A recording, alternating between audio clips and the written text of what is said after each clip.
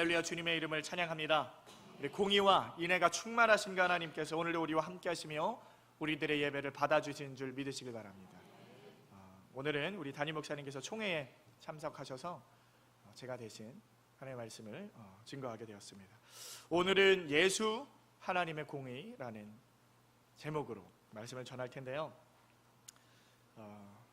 우리 사실 오늘 처음 부르는 찬양일 수도 있어요. 그렇죠? 네, 처음과 마지막에 부른 찬양이 있었는데 조금 어려운 찬양인데 제가 일부러 골랐어요. 오늘 말씀 때문에. 이따가 한 번 더 부를 테니까요. 네. 좀 음정이 어려우시면요, 가사를 생각하시면서 고백하면서 부르시면 되겠습니다. 자, 우리가 오늘은요, 하나님의 속성에 대해서 조금 알아보려고 합니다. 하나님 굉장히 많은 속성이 있으십니다. 우리가 아는 부분들도 있고 우리가 알지 못하는 부분들도 있어요. 하지만 우리가 좀 살펴보아야 하는 부분, 특별히 하나님의 공의로움에 대해서 우리가 좀 살펴보려고 합니다. 자, 우리 성도들이요, 어떤 이야기를 할 때 공의의 하나님이라는 말을 합니다. 그렇죠? 공의의 하나님, 간혹 그렇게 말을 해요. 그런데 무슨 말이에요? 공의의 하나님. 공의의 하나님 딱 하면 떠오르는 이미지가 있습니까? 반대로요, 우리가 하나님에 대해서 이야기할 때 사랑의 하나님이라고도 이야기합니다. 사랑의 하나님, 그렇죠? 사랑의 하나님 하면 느낌이 바로 와요. 하나님이 우리의 정말 사랑하시고 사랑의 근원 되시고 사랑 그 자체신 그 하나님. 그래서 우리를 향한 하나님의 그 사랑이 끝이 없으시다. 뭐 그렇게도 생각하고요. 뭐 쉬워요, 사실. 사랑의 하나님 이야기가 쉽습니다. 하지만 공의의 하나님 하면 잘 매치가 되질 않아요. 공의의 하나님 대체 무슨 말이지? 많이 들어봤는데 정확하게 무슨 말인지 모르겠어요. 그런 분들이 많을 줄로 압니다. 그래서요, 우리 하나님은 사랑의 하나님이시기 때문에 우리를 사랑하시지만 우리 하나님은 또한 공의의 하나님이시기 때문에 우리에게 벌을 주셔, 이런 말 한번 들어보신 적 있을 줄 압니다. 그래서 우리는 하나님을 두려워해야 돼. 그래서 공의의 하나님이니까 우리는 하나님을 두려워해야 됩니다. 이런 말씀 들어보셨을 줄 알아요. 왜냐하면 저도요, 어렸을 때부터 그런 말을 많이 좀 들었습니다. 그래서 뭐 교육자들이나 선생님들에게 하나님의 속성에 대해서 설명을 드릴 때 공의의 하나님은 무서우신 분이야, 하나님을 두려워해야 돼. 그런데요, 공의의 하나님이 대체 어떠한 말이길래 우리 하나님을 두려워해야 할까요? 하나님을 두려워해야 될까요? 사랑이 충만한 하나님을 여러분 두려워해야 합니까? 아니에요? 공의의 하나님인데 두려워하지 않아요? 모르겠습니까? 우리가 공의라는 말을 우리가 좀 먼저 정립을 할 필요가 있죠. 공의. 자, 우리가 공의의 하나님 하면 좀 떠오르는 느낌 중에 하나가 뭐냐면요, 공정함, 뭐 그러한 느낌일 수 있어요. 또 공평함, 그렇죠? 자, 공평이라는 것은 뭐예요? 집에 들어갔는데 애들이 집을 난장판으로 만들어놨어요. 큰 애가 있고 작은 애가 있는데 둘을 불러 세웁니다. 그리고 큰 애가 관리를 잘 못해서 이렇게 난장판 만들어놨으니까 큰 애는 10대 맞고 작은 애는 아무것도 모르니까 한 대도 안 맞고 그냥 넘어갔어요. 그건 좀 어때요? 공평합니까? 불공평합니까? 불공평하죠. 불공평합니다. 예. 그런 말일까요? 그러한 공평함을 우리 하나님의 공의, 그런 느낌일까요? 사실 공의라고 하면요, 그런 공평함 또 공정함 이런 거는 거기에 포함된 말이에요. 하지만 전체가 아니라는 겁니다. 그것보다 훨씬 큰 개념이에요. 공의라는 것은요. 자, 우리 하나님의 우리들에 대한 사랑은 공평합니다. 누구나 똑같이 사랑하셔요. 뭐 그렇지 않아도 할 수 없어요. 우리는 뭐 피조물이니까요. 그런데 제가 지금 하고 있는 말은 그러한 개념의 뭐 공평함 정도가 아니라는 거예요. 이 공의의 하나님이라는 것은요, 쉽게 말하면 하나님은 의로우신 분이다, 그런 말이에요. 하나님은 의로우신 분이다. 의로우신 하나님인데 그러면 의롭다라는 게 무슨 말입니까?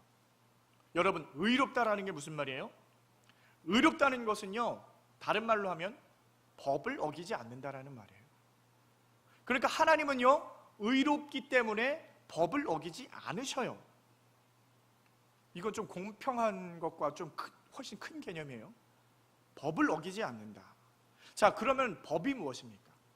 하나님이 법을 어기지 않으시는데 하나님이 어떤 법을 어기지 않으셔요? 대한민국의 헌법을 어기지 않으시는 겁니까? 그런 건 아니에요. 그 법은 그 법이 아니죠. 우리 창조주 하나님께서 말씀 한마디 하십니다. 그러면 그것이 곧 무엇입니까? 그것이 바로 법이라는 거예요. 하나님께서 하신 말씀, 그것이 바로 법인 줄 믿으시길 바랍니다. 하나님의 말씀 자체가 법이라는 거예요. 그러니까 하나님은요, 하나님께서 그 하신 말씀, 그 말씀을 반드시 어떻게 하신다라는 거예요? 반드시 지키신다라는 거예요. 그게 하나님의 속성이라는 거예요. 하나님이 한 번 말씀하시면 반드시 그 말씀을 지키신다. 왜냐하면 그 말씀이 뭐기 때문에? 법이기 때문에. 법이기 때문에. 그래서 쉽게 말하면 무슨 말이냐면요, 우리 하나님은요, 한 입 갖고 두 말 안 한다라는 거예요. 한 입 갖고 두 말 안 한다. 자, 예를 한번 들어볼까요?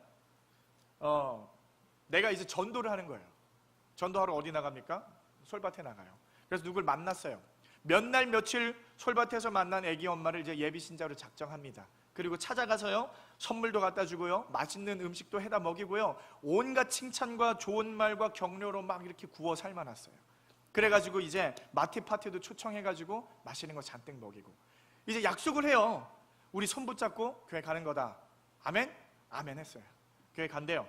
자, 약속을 받아놨어요. 그래서 개똥이 엄마, 이제 내일 아침 10시 반에 청백약국에서 우리 만나. 그리고 손 붙잡고 교회 가는 거 알겠지? 알겠어요. 약속을 철석같이 했는데, 그 다음날 10시 30분에 개똥이 엄마가 왔을까 안 왔을까요? 안 왔어요. 어떻게 이렇게 잘하세요? 안 왔어요. 오매불만 기다려도 오지 않는 거야, 이 엄마가. 에? 전화를 해도 전화기는 안 돼. 연락이 안 돼. 10분을 기다려도 안 오고 20분을 기다려도 안 오고 결국 그날 허탕쳤어요. 자, 이 개똥이 엄마가요, 내일 가겠다, 내가 무슨 일이 있어도 하늘이 두 쪽 나도 반드시 갈 테니까 걱정 마세요 집사님 했는데 그날 안 왔어요. 그런 일 있죠? 있으시죠? 있어요. 그런데 여러분들은 그런 일 없으세요? 여러분들, 자, 남편한테 여보 이번 생일에 뭐 해줄까요? 물어봐요. 그러니까 남편이 선물?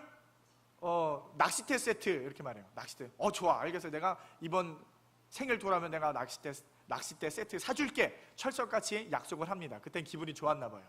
그런데 이놈의 남편이 결혼기념일을 깜빡하고 낚시터에 가서 2박 3일 동안 줄창 앉아 있는 거예요. 그러면 그 낚싯대 세트 사줍니까? 안 사줍니까? 안 사주죠. 사준다고 말했는데 안 사줘요. 그쵸? 그래도 저는 사주겠습니다 하시는 분이 계십니까? 안 사줘요. 안 사줘요. 그 중요한 날에. 그렇죠? 자, 그런데요, 우리가 한 입 갖고 두 말 할 수 있어요. 그렇죠? 그럴 수 있어요. 괜찮아요. 우리는 사람이니까요. 우리는 사람이니까요. 내가 한 말요, 내가 좀 못 지켜도 괜찮아요. 그럴 때 가끔 있습니다. 뭐 못 지키면 어떻습니까? 하늘이 무너집니까? 땅이 꺼집니까? 그냥 내가 좀 그렇고 그런 사람 되는 거예요. 거기서 끝인 거예요. 그런데요, 우리 하나님은 한 입 갖고 두 말 하시면 어떻게 돼요? 큰일 나요. 정말 큰일 납니다. 자, 한번 생각해 보세요. 하나님께서 하신 말씀을 좀 번복하신다고 생각해 보세요. 아무개 집사야, 내가 너를 구속했어. 내가 너를 사랑해서 예수를 보내서 예수 죽게 해서 그 피만 믿으면 너는 구원 얻을 거야. 아멘 하고 아무개 집사가 믿었어요. 근데 마지막 날에 가서는, 야 아무개 집사야, 내가 너를 인생을 쭉 지켜봤는데 너 예수를 믿긴 믿는데 너 신앙생활이 아무래도 좀 마음에 안 들어. 너는 좀 지옥에 좀 가야 좀 쓰겠다. 그럼 여러분 어떻게 하시겠어요? 큰일 나요. 큰일 나요. 큰일 납니다. 그렇죠? 문제가 심각해지는 거예요. 그냥 낚싯대 세트 안 사주고 말고 그런 문제가 아니에요. 우리의 목숨이 왔다 갔다 하는 거예요. 그냥 짧은 인생 목숨이 아니라요, 우리의 영혼이 그 하나님의 말씀에 달려있다라는 거예요. 하나님의 그 공의로움에 우리의 인생이 달려있다라는 것입니다. 그러니까 하나님은요, 그 하신 말씀을요 어기시면 안 돼요. 어기시면 안 되는 거예요. 그러나 다행인 것은 우리 하나님은 결코 그 한 번 하신 말씀은 번복하는 분이 아닌 줄 믿으시길 바랍니다. 거기에 감사하면 되는 거예요. 우리 하나님께서 하시는 그 말씀은요 곧 법이 됩니다. 법이 돼요. 자, 우리 하나님은 공의로우셔서 그 법을 또한 어떠한 일이 있더라도 지켜내시는 분이라는 겁니다. 자, 만약에 만약에 하나님이 그 법을 어기게 되면, 하나님께서 말씀하셨는데 그 법을 어기게 되면 어떻게 되는 겁니까? 하나님의 성질이 많이 깨져요. 하나님의 속성이 깨뜨려지는 거예요. 모순이 생기네요. 자, 왜냐하면 하나님의 말씀을 어기는 것을 우리가 뭐라고 부릅니까? 한 글자로 죄라고 불러요. 하나님의 말씀, 하나님께서 우리가 하신 말씀을 어기는 거, 안 들었어요. 그럼 그게 뭐예요? 죄예요. 죄. 자, 근데 하나님의 말씀이 법인데, 만약에 하나님께서 하신 그 말씀을 지키지 않거나 번복하거나 다르게 말한다면 하나님은 뭘 짓는 겁니까? 죄를 짓는 거예요. 그런데 여러분 알다시피 하나님이 죄와 상관이 있습니까? 없습니까? 상관이 없어요. 하나님은 죄를 지을 수가 없는 분이에요. 그러니까 하나님은요, 하나님의 하신 말씀을 어길 수가 없는 분이라는 말입니다. 이해가 되십니까? 하나님은 거룩하신 하나님이시기 때문에. 자, 그러니까요, 하나님은 죄를 짓지 못한다라는 거예요. 반드시 지켜내야 하는 거예요. 그 속성이 바로 하나님의 공의로우심이라고 말을 하는 겁니다. 하나님의 공의로우심, 죄를 지을 수 없는 하나님의 그 하신 말씀을 반드시 지켜내시는 그 하나님의 속성이 바로 하나님의 공의로우심, 하나님의 정의로우심이라는 것입니다. 그래서 그 정의로우심 때문에, 하나님의 공의로우심 때문에 우리는 어떻게 고백할 수 있냐면요, 나는 구원 얻었습니다. 그렇게 고백할 수가 있다는 거예요. 자, 우리가 여러분들 실제적으로 구원 얻었어요? 아멘 하면 안 되네요. 여러분 구원 얻었습니까? 당장 얻었어요? 내 인생 구원 얻은 인생이에요? 구원은 언제 일어나는 거예요? 과거, 현재, 미래? 미래에 일어나는 거잖아요. 그렇죠? 구원은 뭐예요? 천국 가는 거예요. 여러분 천국 가셨어요? 뭐 지금 하나님의 나라를 우리가 살고 있으면 뭐 그렇게 말하면 할 말 없지. 자, 그 완전하신 구원, 완벽한 구원, 그렇죠? 예수님이 재림하셔서 함께 올라가는 그 구원, 여러분 얻으셨어요? 아직 우린 얻을 거지만 얻지는 않았는데 우리 얻었다고 말을 해요. 좀 이상합니다. 왜 이상한 줄 알아요? 왜 우리는요, 그 구원이 이미 일어난 것처럼, 미래에 일어나야 되는 일인데 이미 일어난 것처럼 우리는 당당하게 말을 한답니다. 나는 구원 얻었습니다, 나는 구원 얻을 거예요가 아니라 나는 구원을 얻었어요 라고 말을 하는 게 이유가 뭔지 아세요? 하나님이 그렇게 말씀하셨기 때문에. 하나님이 한번 말씀하시면 그거를 무슨 일이 있어도 반드시 지켜내시는 분이시기 때문에, 그 하나님의 공의로우심 때문에 내가 당당하게 나는 구원 얻었습니다, 그렇게 말씀할 수가 있는 거예요. 그래서 여러분은 구원을 얻었습니까? 아멘. 이때 아멘 하셔야죠. 다시 할게요. 여러분 구원 얻으셨습니까? 아멘. 뭐 때문에요? 하나님의 공의로우심 때문에. 하나님의 공의로우심 때문에요. 그런데요, 그 하나님의 공의로우심 때문에 문제가 발생합니다. 심각한 문제가 발생하게 돼요. 자, 하나님은 사랑의 하나님이십니다. 사랑의 하나님이세요. 누굴 사랑하세요? 우리를 너무나 사랑하시는 거예요. 저와 여러분을 너무나 사랑하세요. 요한복음 3장 16절에 하나님이 세상을 이처럼 사랑하사, 거기 이처럼을 강조하셔야 돼요. 하나님이 세상을 이처럼 사랑하사가 아니라 하나님이 세상을 이처럼 사랑하사, 너무나 사랑하신다라는 거예요. 우리를 사랑하신다라는 거예요. 그리고요, 공의의 하나님이시기 때문에 하나님의 지정하신 법을 깨뜨리실 수가 없어요. 거기서 갈등이 일어납니다. 자, 하나님께서 세우신 법 중에 어떠한 법이 있냐면요, 창세기 2장 17절에 보면 이런 말씀이 있습니다. 선악을 알게 하는 나무의 실과는 먹지 말라. 내가 먹는 날에는 정령 죽으리라 하시니라. 정령 죽으리라. 정령 죽으리라. 누구의 말씀이에요? 하나님의 말씀입니다. 우리가 또 잘 아는 말씀 중에 로마서 6장 23절 어떻게 시작합니까? 죄의 삭은 사망이요. 자, 이 말씀들이요, 하나님께서 죄에 대하여 말씀하신 말씀입니다. 하나님의 반드시 지켜내야만 하는 법. 죄를 지으면 죽는 거예요. 누구든지 아무든지 간에 하나님의 말씀을 어기면 그것은 곧 죄이고, 죄 지은 자의 벌은요 죽음이라는 것입니다. 죽음이에요. 여기에서 딜레마가 시작됩니다. 하나님이 우리를 사랑하시는데, 하나님이 우리를 너무나 사랑하시는데 그 사랑하는 자녀들이 뭘 했습니까? 죄를 지었어요. 그래서 하나님의 법대로 이제는 죽어야만 하는 위치에 놓여져 있다라는 것입니다. 그러니까 여기서 사람들이 오해를 하기 시작합니다. 아니, 하나님이 사랑이시라면서요, 하나님 우리를 사랑하신다면서요, 근데 왜 그 전지전능하신 하나님이, 천지를 창조하신 불가능한 것이 없는 하나님이 왜 우리의 인생을 구원하지 못합니까? 왜 좀 하나님의 말 좀 안 들었다고 막 죽여버리고 그러십니까? 하나님 그거밖에 안 되시는 분이십니까? 하다못해 우리 인간들도 자기 자녀가 좀 잘못하면 용서해 줄 줄 알거든. 왜 하나님은 그렇게 째째하게 왜 그렇게 나오십니까? 이렇게 세상 사람들이 성경을 오해해서 망언을 일삼습니다. 그건 망언이에요, 망언.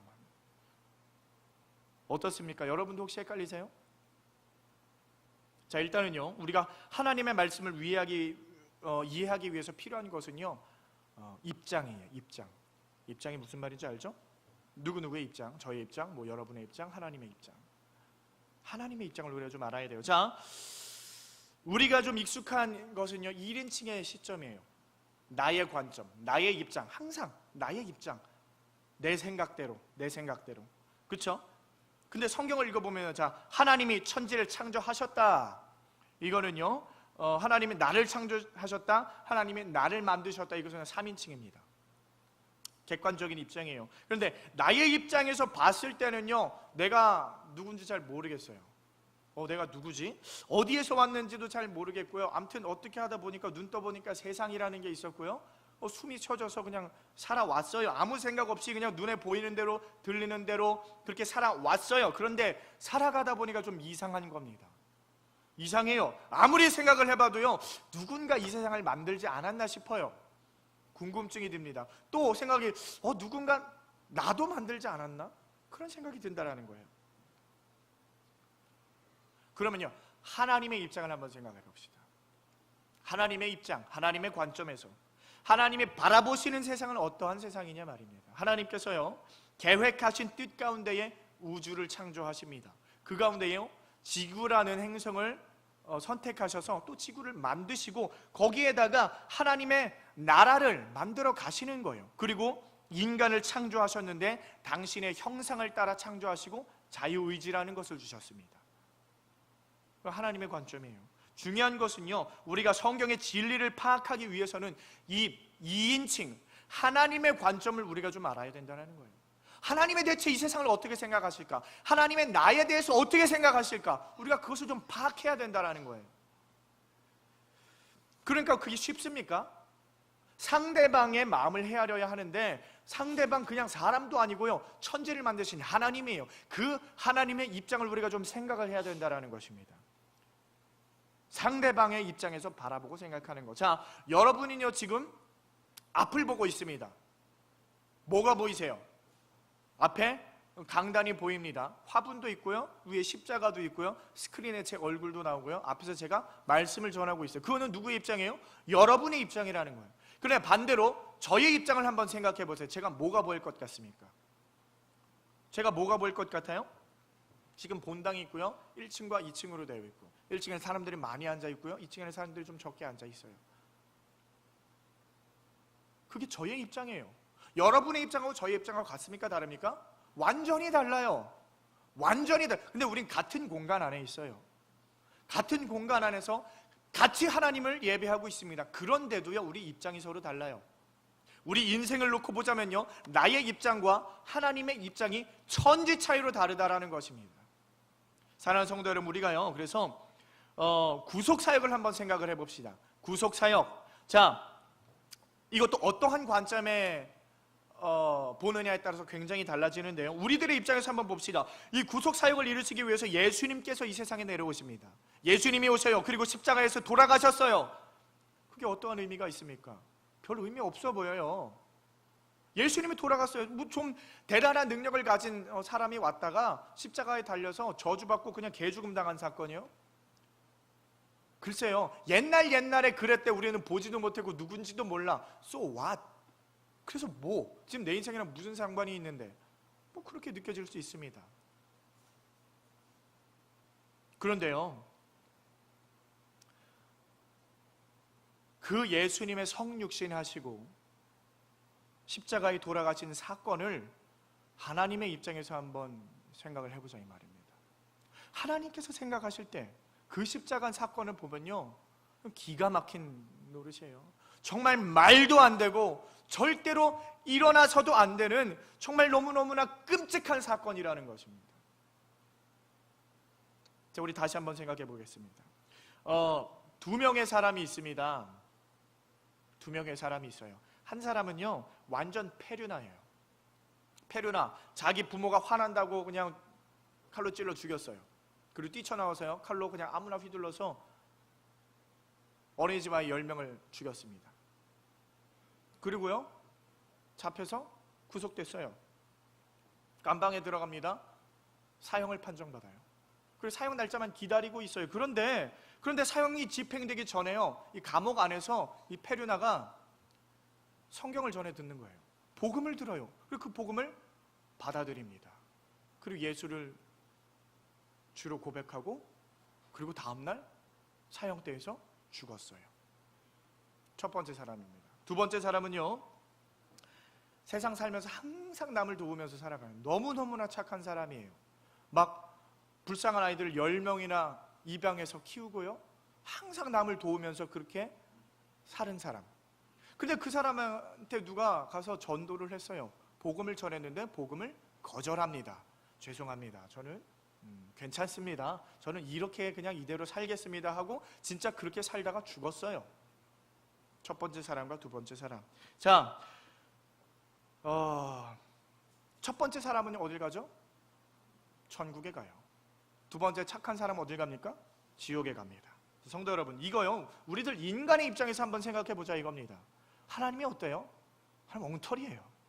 어떻게 그럴 수가 있어요? 그렇게 못되고 그렇게 그냥 망나니 같은 사람을 어떻게 천국에 올려보내고, 정말 그렇게 착하게 살다 간 사람은 지옥에 보냅니까? 하나님, 이거 좀 뭔가 잘못된 거 아닙니까? 하나님 엉터리 아니에요? 그렇게 생각할 수 있다는 것입니다. 그런데 그 사건을 하나님의 입장에서 한번 바라보자 이거예요. 하나님의 입장에서, 자, 하나님이 사랑하는 인간을 지었습니다. 근데 인간들이요, 죄를 지었어요. 그래서 모두가 죽을 수밖에 없는 위치에 놓여져 있다라는 것입니다. 그런데 하나님께서 너무너무나 이 인간들을 사랑하셔서 그대로 눈뜨고는 볼 수가 없는 거예요. 그래서 이 인간들을 좀 살려내야겠는데, 어떻게 해서든지 살려내야겠는데 방법이 없어요. 아니, 방법이 딱 한 가지가 있긴 있어요. 그들의 죗값을 치를 대속 제물이 필요한데, 이 세상 어디에도 피조물 중에는 그들의 죗값을 대신할 만한 피조물이 없다라는 거예요. 그러면 방법이 없냐? 아니에요. 하나님 당신이 대신 죽거나 하나님의 가장 사랑하는 아들, 하나님의 본체이신 예수 그리스도, 이 예수님이 대신 죽는 방법 밖에는 없다라는 거예요. 그 방법. 그래서요, 하나님의 그 말씀하신, 그 선포하신 말씀 안에서 그 말씀을 깨뜨리지 않고 그 하나님의 공의로우심을 살리면서 동시에 우리를 사랑하셔서 구원하실 만한 방법이 딱 한 가지밖에 없다라는 것입니다. 그게 뭐예요? 바로 예수 그리스도. 그 예수님을 희생시키는 방법 밖에는 없어요. 이 세상에는요, 그것밖에 없었어요. 하나님도 어떻게 할 수가 없었어요. 인간 대신에 하나님이 죽으시는 거예요. 그래야만 우리들을 겨우겨우 구원하실 수가 있으셨다라는 것입니다. 그런데 조건이 있어요. 하나님 조건을 붙이십니다. 조건이 뭐냐? 누구든지 그 사실을 깨닫고 인정하고 믿는 사람들만이 구원을 받을 수 있다는 거예요. 그게 하나님의 거신 조건이에요. 다른 어떠한 방법으로는요, 죄의 영향력을, 죽음을 피해갈 수가 없고요, 이 사실을 믿는 자들만 구원을 주신다라는 거예요. 그러니까 다른 어떤 조건도 충족이 되질 않는 거예요, 여기에서. 그런데 아까 그 두 사람 중에 누가 이 필요 조건을 충족시켰습니까? 페류나예요, 착한 사람이에요? 그 페류나 먼저 사람이에요.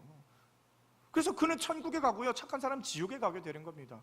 어쩔 수가 없어요. 하나님이 정하신 그 법이기 때문에. 그게 바로 하나님의 입장이라는 거예요. 그게 하나님의 입장이에요. 그게 하나님 마음입니다. 자, 다시 한번 다른 예를 한번 들어보겠습니다. 옛날 옛적에 한 왕이 있었어요. 한 왕이 있었는데 부러울 것이 없었어요. 그래, 한 가지 딱 고민이 있습니다. 사랑스러운 공주가 있는데 이 공주가 평생 웃지를 않는 거예요. 무슨 일을 해도 누구를 데려와도 웃지를 않는 거예요. 그러니까 이 왕이요, 한 가지 나라에서 공포를 합니다. 누구든지 이 공주를 웃게 하고 즐겁게 해줄 수 있는 사람은 그에게 공주를 주겠다, 결혼시켜 주겠다 약속을 하는 거예요. 그러니까 막 엄청난 사람이 몰려드는 겁니다. 그 중에 좀 추렸어요. 추렸는데 4명을 추렸습니다. 첫 번째 누구냐면요, 옆나라 왕자예요. 옆나라 왕자인데 어때요? 최고 인류대학을 나왔고요, 돈도 많고요, 로얄 패밀리예요. 왕위 계승자예요. 자, 1번. 자, 2번은요 젊은 사업가인데 CEO예요.